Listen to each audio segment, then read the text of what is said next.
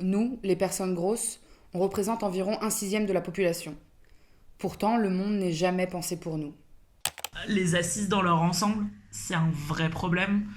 Les médecins n'ont pas, pour la plupart des grands Barça exprès. À ce jour, je ne peux pas mesurer ma tension artérielle. Les transports en commun, c'est pour moi un endroit de violence. J'ai passé 3 heures dans une chaise dans laquelle j'ai dû m'incruster parce que je rentrais pas automatiquement. À chaque mouvement que je faisais, j'en avais des douleurs aux cuisses et j'en ai eu des bleus pendant quelques semaines après. Vous voyez les tourniquets de métro, comment est-ce qu'on est supposé faire? C'est juste impossible.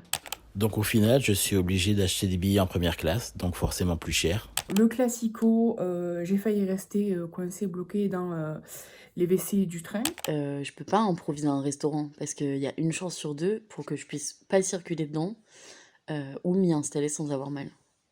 Ça rend les sorties assez angoissantes et difficiles à gérer.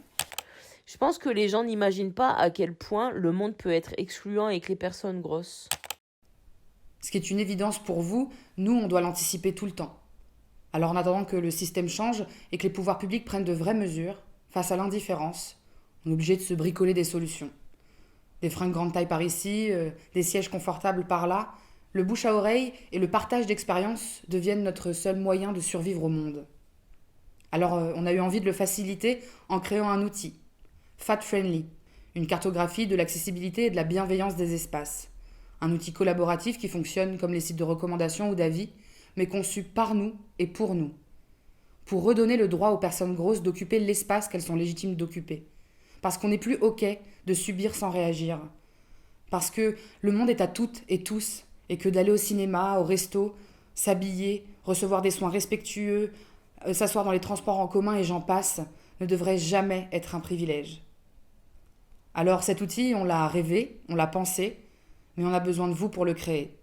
Parce que si nous, on est convaincus qu'il est nécessaire, il ne pourra exister que grâce à votre soutien.